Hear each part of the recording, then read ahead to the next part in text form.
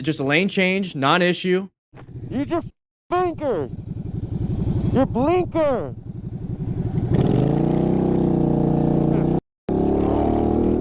Are you kidding me? What about now? We got a blinker here. What are you gonna do now? Are we gonna say something? What the man? Stupid. No. Let's no. Dude, we're riding. No, there was a blinker. I see the blinker. Okay. Lane change, non-issue. Blinker. Use the blinker. Blinker. Okay, cool. From now on, every car is gonna use their blinker in front of you. So now what? Oh, there's a blinker. Okay. What's now what's the excuse? Now what's the excuse? What should he do now? Stupid. Okay, so if you get mad at people so they use their blinker. Okay, let's say the whole world changes how they drive and now everyone in the world uses their blinker. What happens if they cut you off like this, but they have their blinker? What are you going to say? Oh, man, get off your phone. Okay, cool. Phones are outlawed. Now what are you going to say when somebody comes in front of you without their phone and a blinker? Oh, man, check your mirrors. Okay, cool. It is required by law that every time you do a lane change, there's eye tracking facial recognition on those mirrors that before you can even change lanes, you have to look into the mirrors. Okay, cool. Looked in the mirrors, blinker, no phone, and they still do it in front of you. Now what? How many more excuses do we have to give for the fact that we are not paying attention ourselves? Pay attention yourself. Put yourself in a better situation. Now, the thing is, a lot of motorcycle riders are just taught that they are invisible and there's nothing they can do. I think it's a load of crap. I think there's plenty of what motorcyclists can do. Set yourself up for success. Position yourself for safety. Locate hazards. I can't keep a straight face. Adapt to those hazards and navigate those threats. This isn't too bad to ride, actually. No. I'm concerned about if I lose balance, I'm on the floor like. Okay, well, look at the road. Look how, there it is. Whoa. Is that ice? Look how cold he looks. He got it all. The ground looks wet. Yeah, so the ground is wet. Now, the reason why he low-sided is just because he lost tire traction in the rear tire. Simple as that. Lost rear tire traction. Maybe accelerated through the turn a little bit too much. The paint lines, maybe there's a low grip parking lot asphalt. There's high grip, low grip, different aggregates. But this is a no bueno situation. I'm trying to see if his tires look any, like if they're knobbies or not. But those look like street tires. So I tell you guys to trust your tires. I really do. The thing is, sometimes it does happen. It's very, very rare that you're gonna have this situation because look, we're right. Actually, I'm just more concerned about if I lose balance, I'm on the floor like. So why would that be the case? A little bit extra throttle, go over it nice and smooth. It looks really icy though. To me, it doesn't look just wet. It looks icy. Yeah, 82. It's for sure wet, but it looks icy. Whoa. Yeah, I think that's ice. I mean, look at that. Look right there, the discoloration and everything. It looks like he broke up some ice. Yeah, I think it's an ice thing. So when it comes to ice, especially paint, you gotta be careful, okay? I want to say thank you to RevZilla for being a sponsor of this channel. Click the link in the description. No extra cost to you. It's an affiliate link. It helps support the channel. So if you're going to buy gear anyways on RevZilla and you want to get some gear, click that link and help out. Like I said, no cost to you. I'll see you guys around. All right, 92. Lane merging. Slow down.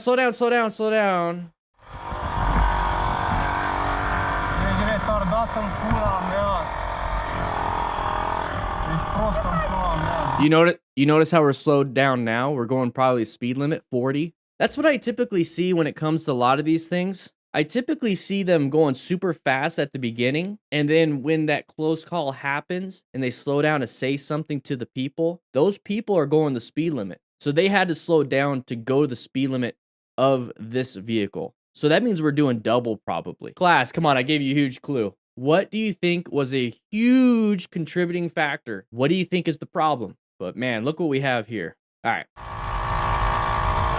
So right here, if you have a passenger and you're speeding like this, do you have the braking skill to slow down and stop in here? You might, but does your bike have the capabilities of stopping within this time? Do you have good brakes? Do you have good tires?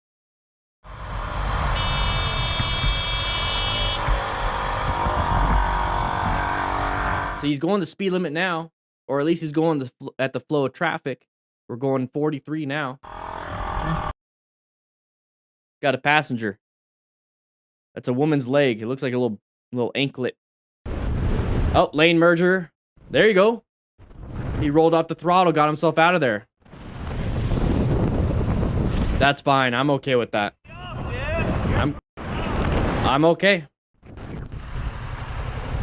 Steven, how you doing? I didn't even have time to honk is how you cut me off. It's okay. It's okay. Everybody live. Hey, I love this guy. Whoa. I want this guy in the crew. Maple Leaf Rider. Of course, Canadian. You Canadians are so nice. So right here, this guy's going to merge into us. We don't know exactly why. It's not that big of a deal that we need to know why. We just need to know that we need to stay staggered so we're away from him. So he's in a good position already. Great line of sight. Look at the space cushion he's got. Escape routes. Okay, remember, it's not just left or right for escape routes. You can accelerate or decelerate. So braking and acceleration can also be an escape route, especially if you combine it with, like lane filtering. So when we see this part right here, so as soon as he sees this, he sees that the car is coming in. He's applying some brake pressure. Good. So his escape path to the left is taken away.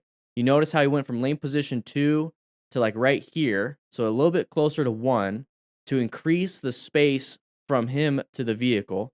Decelerate to increase the space once again because this vehicle is slowing down too. So he's moving over, slowing down, and he's not honking the horn. He says he didn't have time to do so, but this is exactly what I want you guys to do.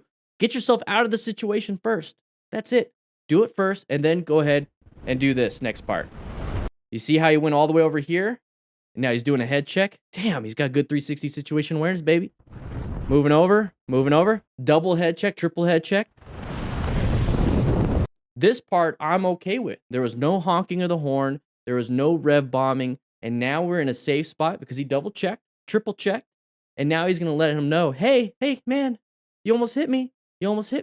And then when he talks about it, You cut me off, dude. he waits for a safe opportunity to say something. I didn't even have time to honk is how you cut me off. And that's really the thing, is a lot of people don't have time to honk or rev bomb. They decide to do so, but then as soon as they do it, they realize, oh crap, I'm side by side with the vehicle, and they're getting closer and closer and closer, and they get more and more pissed and start smacking the car like that one dude with the old lady. So that's the big problem. So what this guy did was like, I didn't have time to honk because he was having time. He was using his time to decelerate, get himself out of the situation. And now that he's out of the situation, he can say something. A lot of people think I should honk, I should do this, and then maybe I can get myself out. No, get yourself out. Trust me, guys.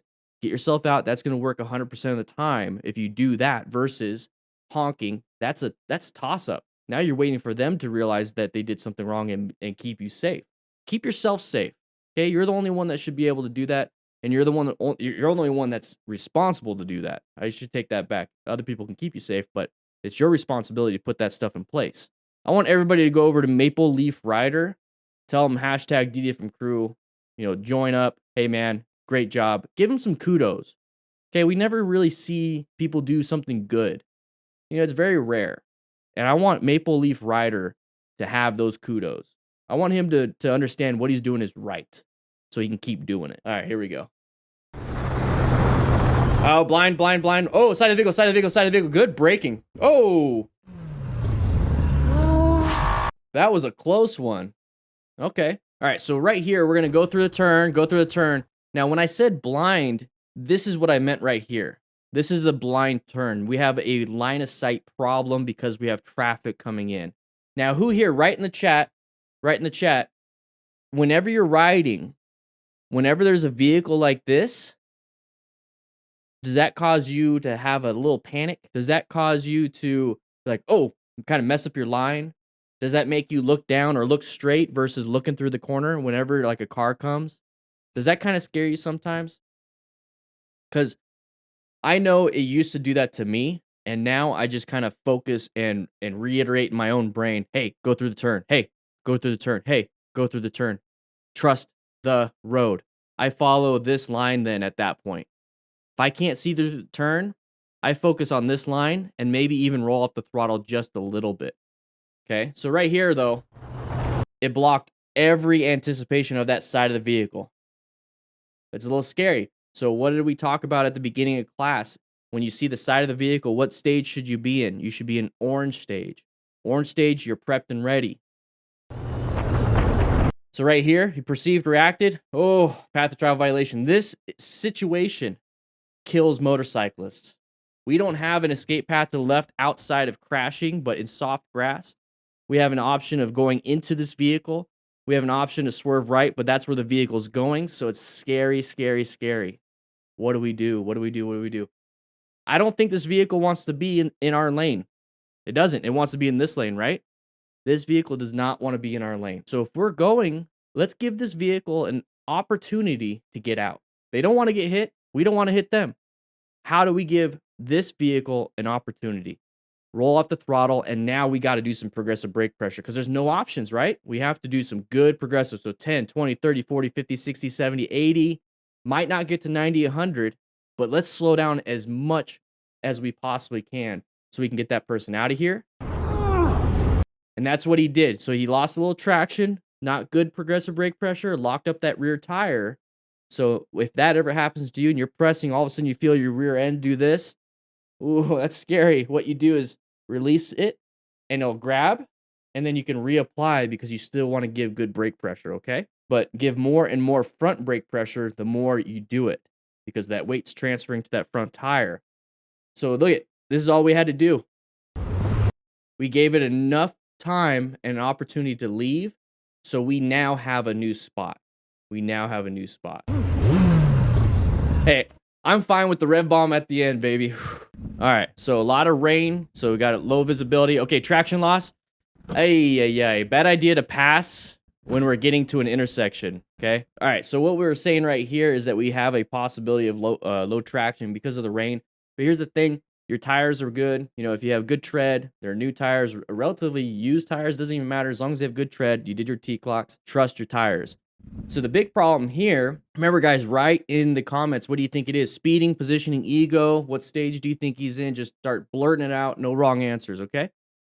So we're going to be going right here. This is the biggest problem. We have an intersection, okay? So when we have that intersection, we got to be very careful. This person's turning left. We don't know what this guy's intentions are. He doesn't have an indicator, but why are we passing on a left when there's a possibility that somebody or this taxi can go across here? Just wait until you have like a straightaway, like back here, right? So if we had the straightaway, we could have went here before the intersection. What about after the intersection? It's a lot like doing wheelies right before a corner and not set yourself up for good slow look, press and roll. So that's the biggest problem here. So what do you guys think? Maybe ego? Maybe I got to get from point A to point B as quick as possible, or complacency where, you know, I've done this before. I could do it again. Nothing's bad's happened before. So therefore, I'm going to do it now, not think about it, and if something bad happens. So in that situation, what can we do? Well, first, let's not get into that position in the first place by trying to pass people. But let's say this person just slammed the brakes. Okay, we slammed the brakes on us. Why are we so close when it's raining like this? Remember, loss of traction possibility. So deceleration, you're going to increase your total stopping distance. Perception reaction, braking distance equals total stopping. So he's got to perceive it. He's got to start to react to it. And then now, with our tires on wet pavement, have to stop in time. Do you think we could do that with this total stopping distance and following distance? So positioning, guys, think about that too. All right, let's move on. Got lucky. He didn't get hurt, severely hurt. None of that. Yeah, Elon Musk, man. Whew. Dude, that'd be funny if he put some of your sticker pack on his next his next rocket. All right, right here. So, oh, that happened quick. What the hell? This is not your lane. Uh-oh. The lane. I'm in my lane. This lane goes that way. This lane goes that way. You're in the wrong lane. No, I'm not. You were in the wrong f***ing lane. Ay. It's true, though. Do you see what, Right? what this says? Look what this says. Do you Hey, see this hey, arrow? that lane is the lane you were in. I am in my You were in this lane. I have video. See how arguing doesn't really help you when it comes to crushing your foot? So arguing doesn't save the fact that you probably crushed your foot. So let's kind of take a look. It's kind of interesting that this is kind of where it starts. So we have this car right here going straight. We have this car that's going to be the person that's going to hurt us. Where are we going? Maybe I just don't understand roundabouts very well.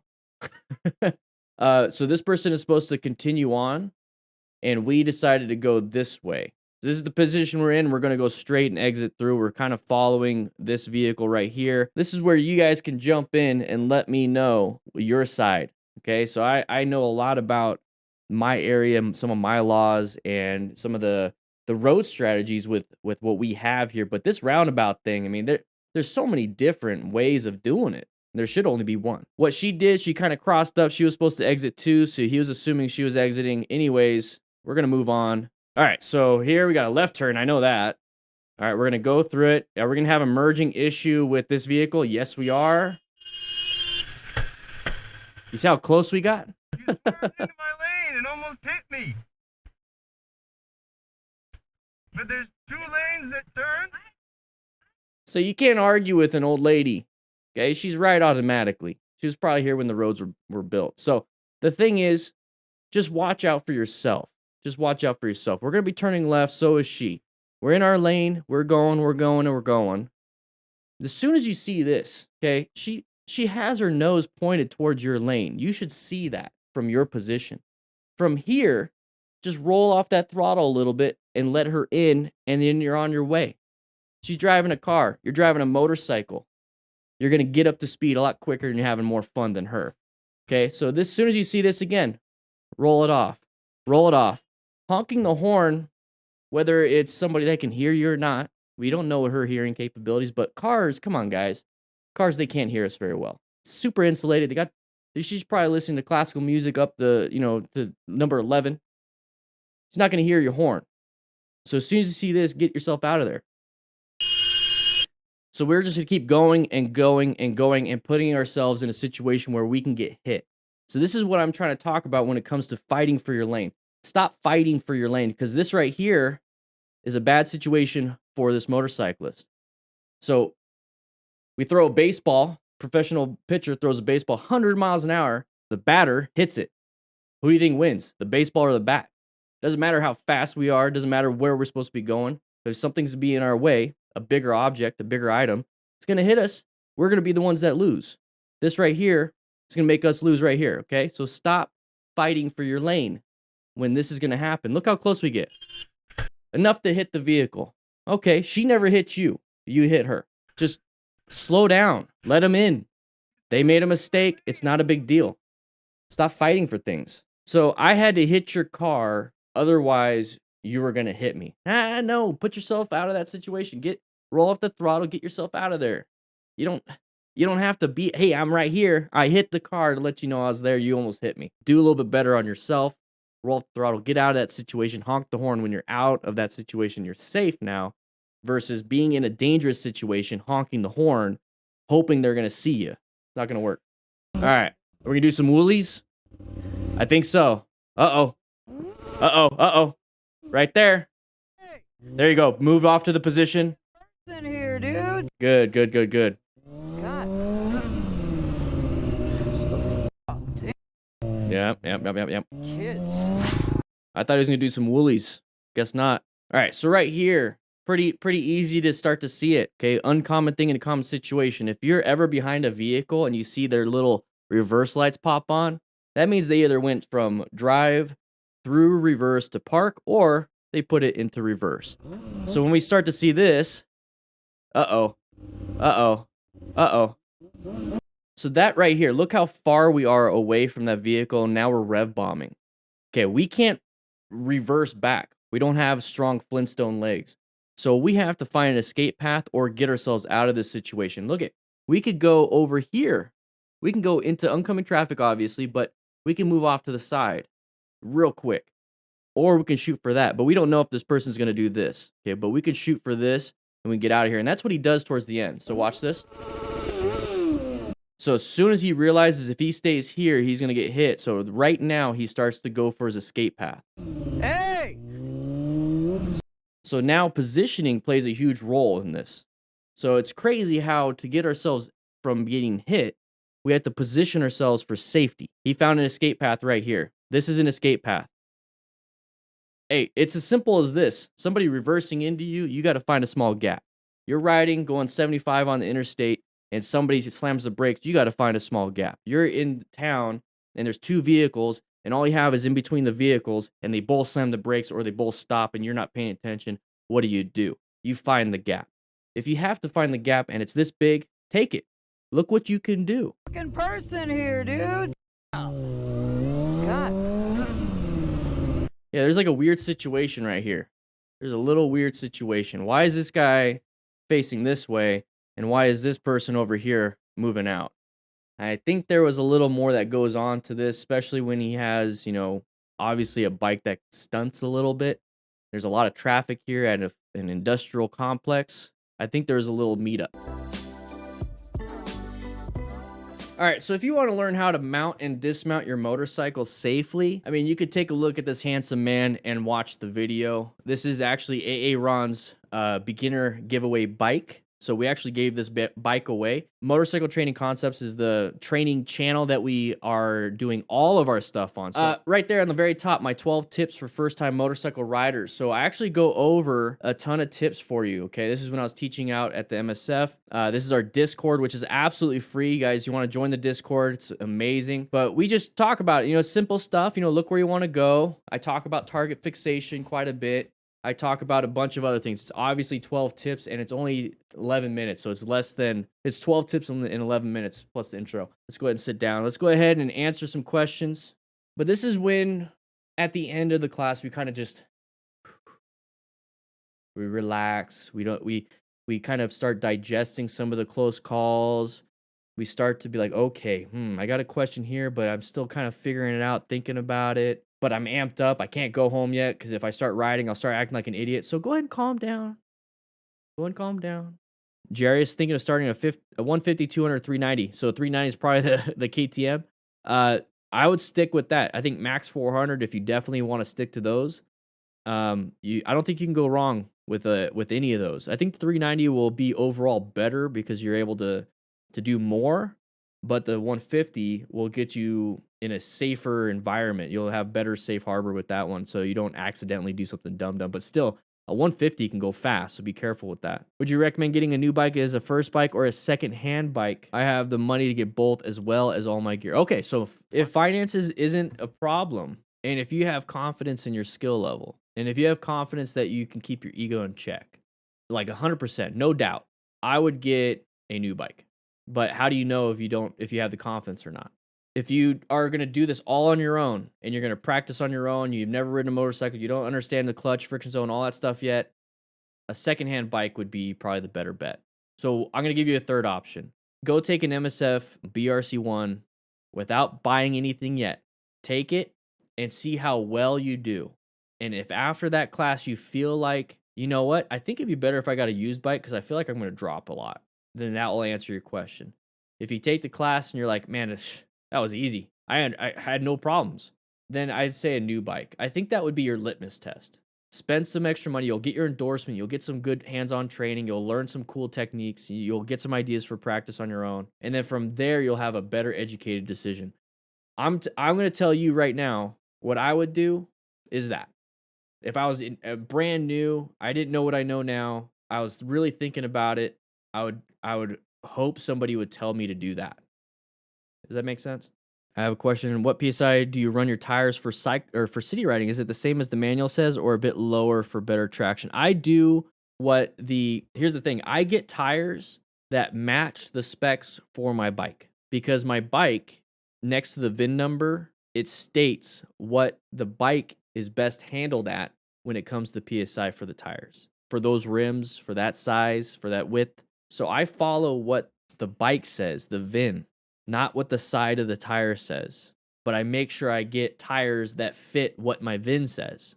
So I follow exactly what it says. I'm not here to need more traction. I know because day in, day out, the standard is the standard is the standard. I practice at that standard. I train at that standard. I ride daily at that standard. When I used to ride daily, whenever I take the bike out, that is the standard. So I know that that is not going to be a different variable all of a sudden. It's always, always, always going to be the same. That's what I do. And there's no reason for me to change it. Now, if I wanted to get into stunting, I wanted to get into track riding, then I start getting into that min-max. You know, I need more traction, so I got to take it down 2 PSI. You know, then I'll do that. But for me, for what I do, I keep it like that.